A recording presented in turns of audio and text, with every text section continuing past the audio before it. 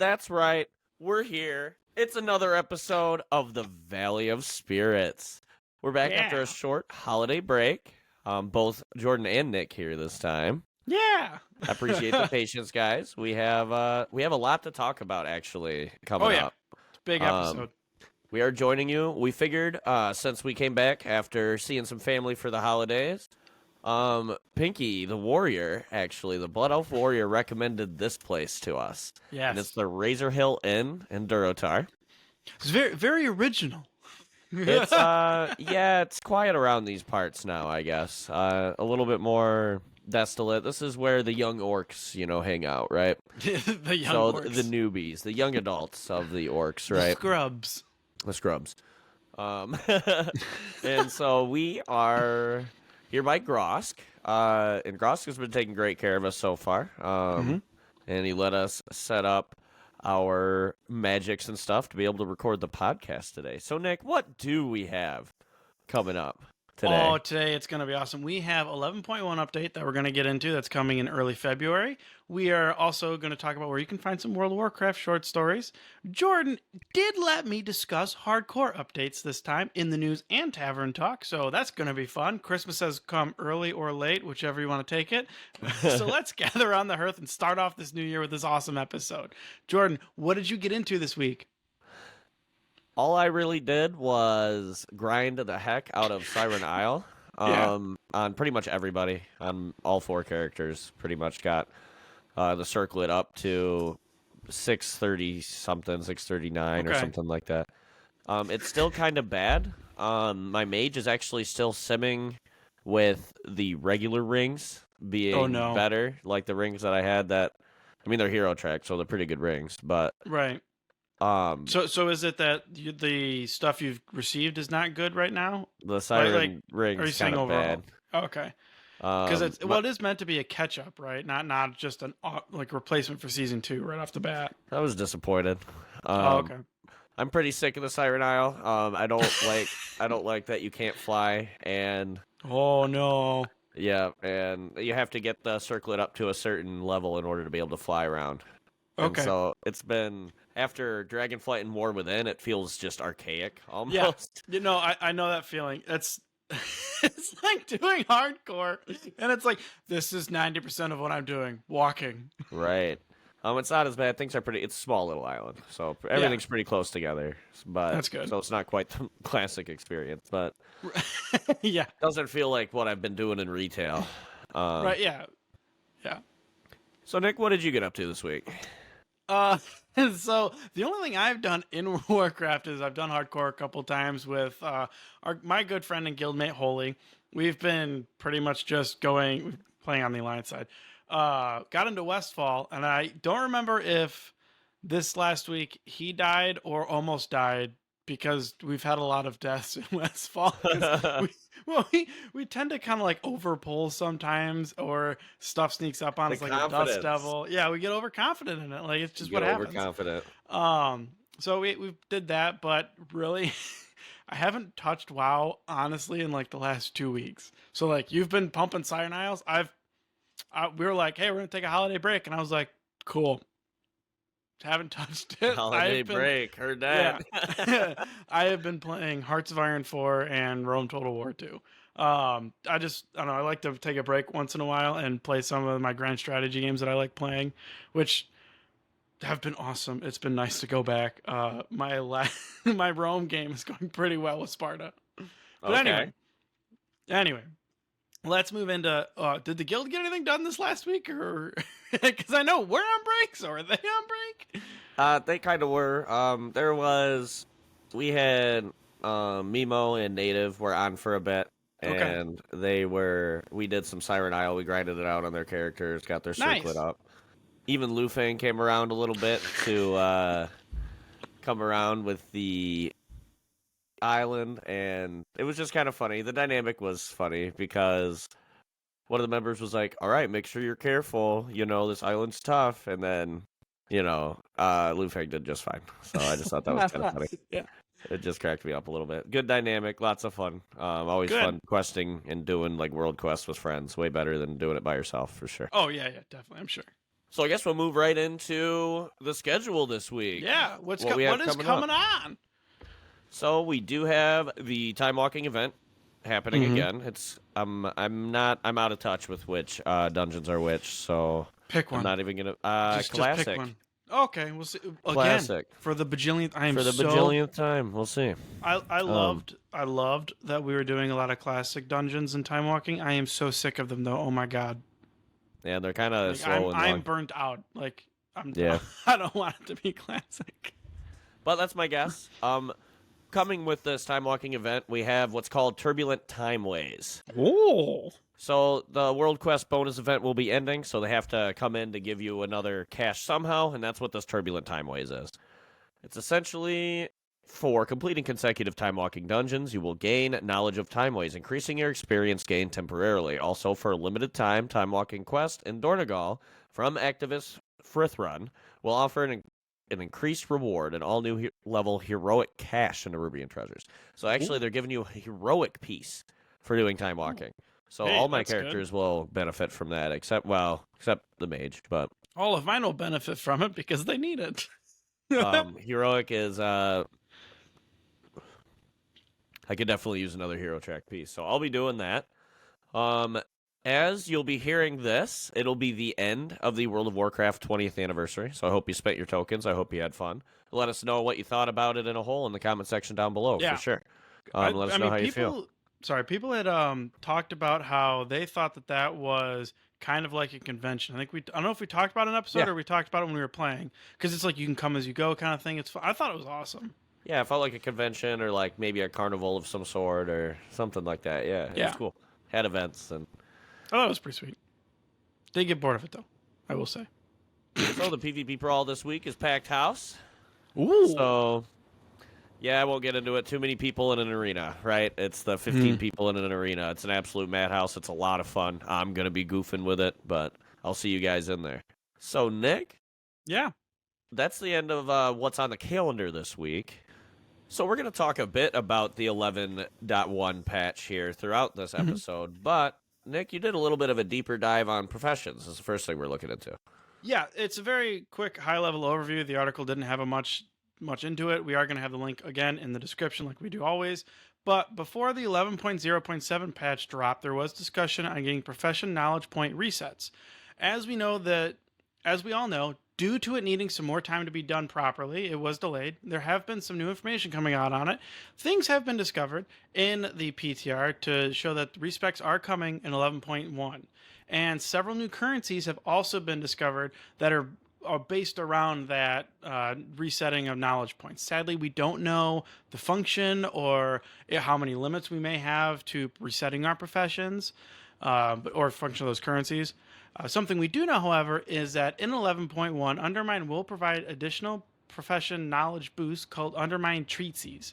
Along with that, we are getting a handful of new recipes. Some of these are going to be based around that new drive system we're getting, which is awesome. I'm really excited for it. And we are also going to get some additional new recipes in cooking and armor and a plethora of other ones. But I'm really excited that they're incorporating that drive system into the professions system. And I have a hunch, we don't have anything on it, I haven't seen anything on it, that when the housing comes in with Midnight, they're going to do the same thing. I think that's just smart. Or even like a new profession. Who knows? All right. I just think them tying professions into it shows that they're going to give this a real hard effort with the cards. Yes. Yeah. They're trying to send it. They want to see if we like it or not. They actually talked about in one of the interviews that if we really respond well to this, they're going to flesh this out more. So. Yeah. Well, and it's basically like we've talked about it. It's the equivalent of dragon riding for the ground, and like they're like, I think they even said that it's faster than it by I don't know what the percentage would be. It is, but it makes sense though because you have to go like around mountains. Let me break that down real quick. Yeah, go ahead. So it is a little bit, and I'm talking like 2 to 3% faster than the maximum speed you can be going on skywriting. Ah, okay. And so it's I would say it's pretty tangible. If you're like really skywriting, like really getting it, then yeah, you might be able to outrun it, but not from just flying, right? Okay. But anyway, so that wraps that up with the professions. Jordan, I believe you had some stuff on Season 2 tier set bonuses? Yes. I love So, your bullet point. um, yeah. So my bullet point says looks like shit. Um, so a lot of times these tier sets, I was thinking about it after we had talked about it before the episode. I was thinking about it. Sometimes I warm up to some of these looks, some of these Yeah, appearances, over time. But as of right now, I'm not a fan. I'm not so worried not about, happy with it. and we'll get into it more when we talk about to the 11.1 section Right. more. We'll talk about the set pieces and all that, but I don't think I'm going to be farming them for aesthetics. Let me put it that way. We will have it linked in the description, the Wowhead article, so you guys could go take a look at the ones that have been data mined or leaked so far. There's also, I always talk about this because I'm a big lore nerd. I've read a ton of the books. Nick's getting his pretty deep as well in the lore. And so I like to wanted do the talk, writing of it. I wanted to make sure we talk about that. All those short stories they've been releasing, they put all 6 of them in a book you can purchase, like a physical book. I didn't know that. I thought it was just like, you can go download them here. Nope, that's the it's an actual like physical. You can get hard copy or soft copy book with all of the short stories in them. Doing For that. the War Within. So it's cool if you want to get caught up and have like a physical piece of the War Within. That's pretty cool, Yeah, I think it's pretty sweet. I like that they do that. So we do have some stuff about the 20th anniversary classic realms you wanted to talk about. Yeah, I'm pumped. Bring me about through it, classic man. it. Classic, man. So the classic 20th anniversary realms will have phase 2 release on January 9th. This is going to give an updated honor system with the new phase launching. It's going to bring the honor up to rank 11 and will increase 14 after the release of the Blackwing Lair Raid Dungeon. And I did stumble on that while we were practicing. After a week of the updated honor system, so it'll come a week after we see rank 11. Yep. We're also going to get Warsong Gulch and Alterac Valley Battlegrounds opening up on January 16th. Both of these, on their respective days, the 9th and the 16th, will be done at 2 p.m. Pacific Standard Time globally. So it's great because we're getting PvP people are going to be getting some stuff, PvE people are going to be getting some stuff, because there's also Dire Maul and the world bosses Azragos and Kazak are coming out with the 2 battlegrounds. So there's a lot of stuff going on in the They're classic. moving fast. Yeah, no, I'm excited about it. Like I've actually, so Holy and I started on the older classic hardcore realms and we moved to the new ones. Oh, it's so much better. It's I want to say night and day.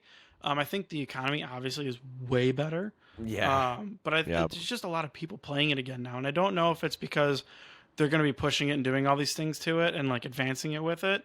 But Jordan, that wraps it up for the hardcore stuff in the news section.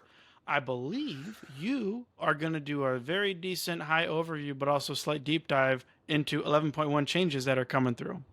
Yes, and so actually the video that got me onto a lot of this, we're going to have it linked, but it's, I always say his name wrong, but Beluar, he does a good video kind of breaking down this stuff visually too, but I just kind of wanted to, I'm going to do a little bit of a shorter version of that, so to speak. Just go over what I think is important from it. So delves are going to start dropping better crests, and what I mean by that is on tier 11s and up, you'll now be able to get like hero track upgrades now. They're going to start dropping gilded crests. And so there's a reason to do these very high-end end of the tier delves, rather than just the low chance of getting loot at the end of it, right? Right. So pretty exciting. You'll be able to not only get 616s, you'll be able to upgrade them now too. So that's pretty exciting. I'm happy they plan to keep delves a very important part of the gearing experience. Yeah. And I think they're trying to do that too for the player experience too. Because if we're gonna get through all this, we are gonna talk about delves. We are gonna talk about delves in the tavern talk though. So definitely make sure you listen for that if you're interested in how we feel about all this. So important part is there's gonna be a reason to do back end delves now. They're doing dinars again, which is essentially, I like to call it a renown track for the raid. They did these in Shadowlands, which is essentially a raid rep. The whole concept is designed to make it to where if you down bosses enough and get enough reputation, you get things like skips to the boss, skips between bosses, or you can skip trash, or you get, they're talking about what was leaked recently, a lot of really interesting things like faster eating, and Oh, yeah, and you can get like a shaman self-res. It's called jumper cables. And so you can essentially be a healer or something, right? And is then that run. is that different than the? Because I think it's like an I don't engineering know. thing you can make. I'm not sure. I'm Okay. pretty sure it works differently. I'm not like I said. I don't know. It's all that's Yeah. described is these things are called jumper cables, right? Okay. And so you're going to be able to get a lot of these things that are useful in the raid just by doing it. And the cool part about this is, I imagine it's not necessarily tied to a difficulty. I imagine you get more renown for doing higher difficulties, if I had to guess, right? But so like you'll have to do the raid 10 times on normal to get what it would take 5 times on heroic or 2.5 times or whatever, right? Right. And then that'll be your rep. So as long as you're putting in the grind, you can still get the renown and get all the buffs and stuff. I imagine this is supposed to be achievable once a week on normal, if I had to guess. If you did it every week. But I don't know. That's my guess. That's what I hope. That's where I would balance it at. Man, we do have to keep this moving. So all kinds of. There's a lot to unpack here, honestly. There is. There is. It's a big update. They are adding more warband backgrounds. Yes. And they are going to be tying them to achievements. So that's. Fuck. I think that's. Yeah, I mean that's exactly the reaction, right? Like, Yeah. oh, Awesome. okay. More backgrounds. Fuck. I have to. But do you more. have to do like the Durotar achievement to get the Durotar one or something, right? But We'll see what.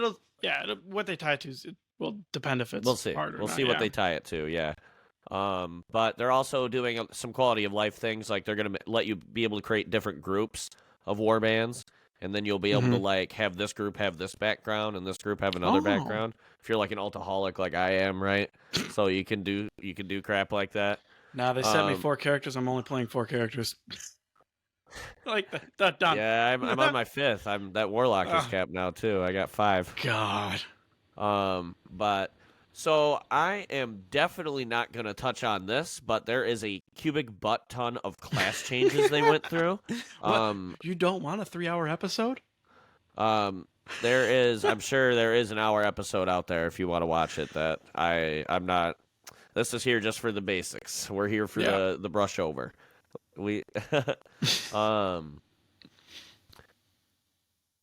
But the important parts of that is there's big marksman hunter rework. There's big augmentation evoker changes, like they no longer buff healers or tanks anymore. That was weird.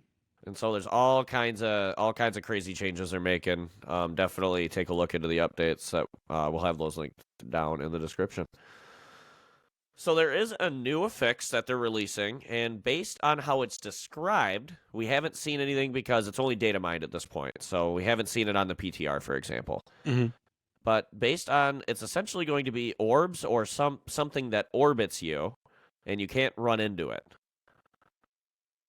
And so this sounds like it is going to suck for melee. Yes. Oh, God.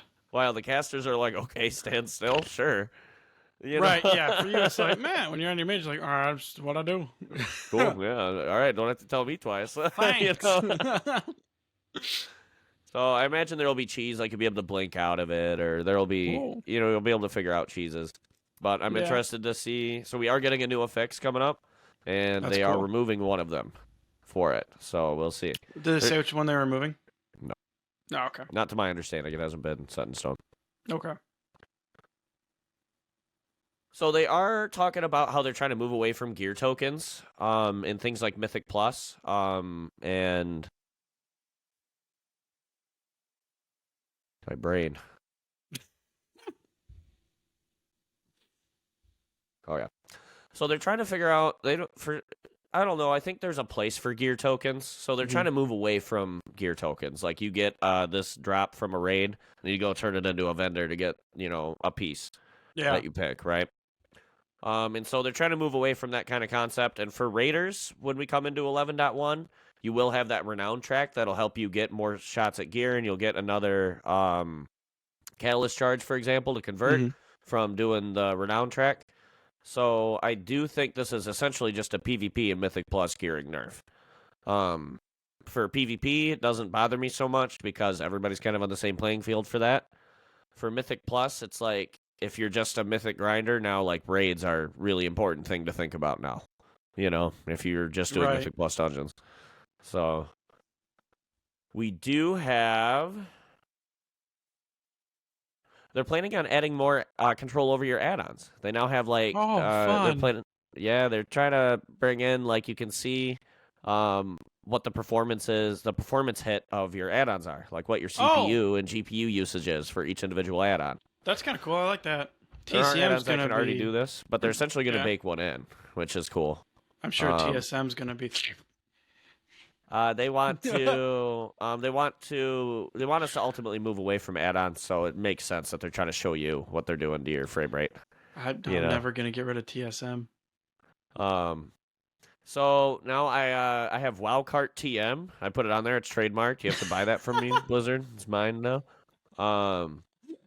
What is this bullet point? This is the driving and undermine. Oh, The okay. yeah, Wildcard TM. See where you're going with it. That's just gonna be the background now. I'm pretty excited for this. You're gonna be able to choose upgrades to it makes your car drift better or steer better or goes faster and there is I've actually seen some of the gameplay footage now of actually what it looks like, and it looks interesting. Maybe it was a little clunky. We'll have to see, because like flying kind of works better with the camera control. Yeah. Because they give you like the limit. Even if you 180 look, your character doesn't turn 180 degrees, right? It like takes time to turn in skywriting, right? And so the cart kind of does the same thing. So I'm interested to kind of see how it feels. Yeah, that'll be interesting. I will say I'm still a fan of regular, whatever the hell the flying was, an OG, whatever they call it. Still classic a fan. flying. I don't know what they call it. I don't know. I Easy liked mode. how you could just hover, and you can't. There's some things that I habitually did that I can't do anymore, and because of skywriting, which is fine. Like I like the fact we can swap them, but there's still it's a more engaging experience, I think. Yeah. Skywriting. So we've talked about that on many episodes in the past. Oh yeah. Back when we started, we talked about it. So we do have 2 new delves coming out. There is Excavation Site 9. I mean, a goblin delve, of course. And then we also have side street sleuths. Excuse me. So 2 new delves, and they're going to keep the gear track similar to where it is now. So pretty excited to try those out. The more exciting thing about delves is Bron will be able to tank in the 11.1. Right, they patch, talked about it.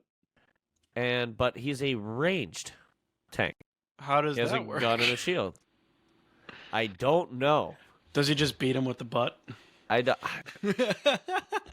know. Does he like shoot them?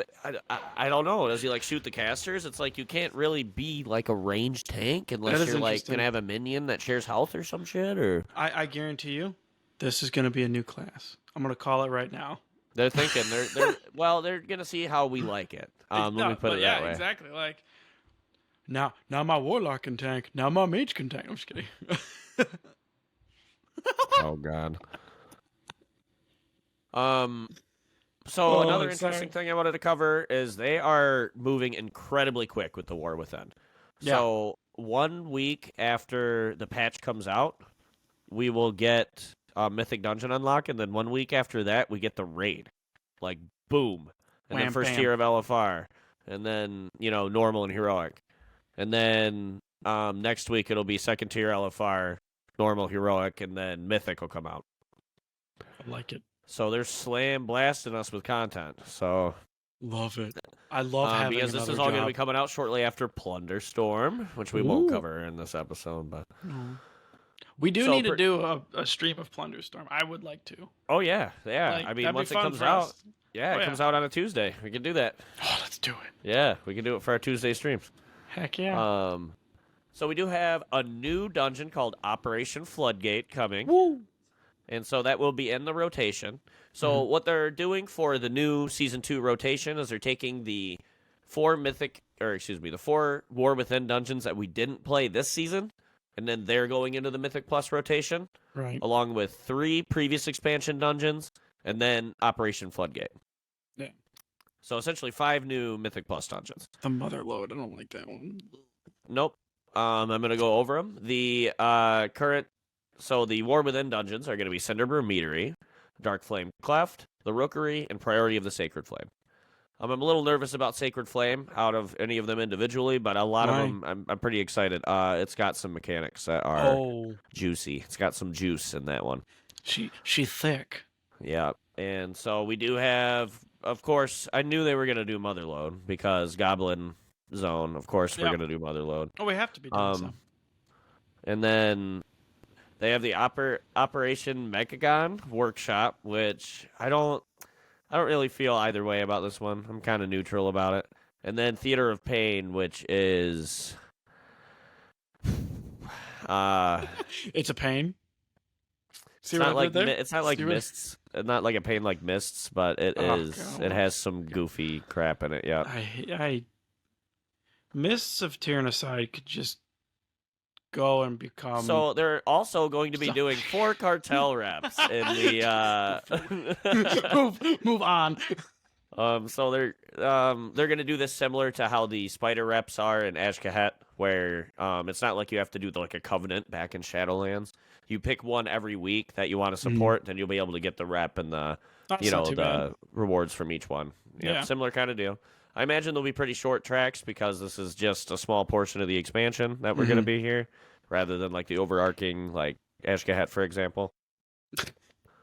Well, we'll see though. Who knows how long it's going to take? They always nerf all that crap 2 weeks after it comes out. But and they set the bar up and bring it down. This is something I think I'm going to save for the Tavern Talk next episode as we hear more about it. But we're not going to talk about it this episode. But this one's pretty controversial. The new tier sets.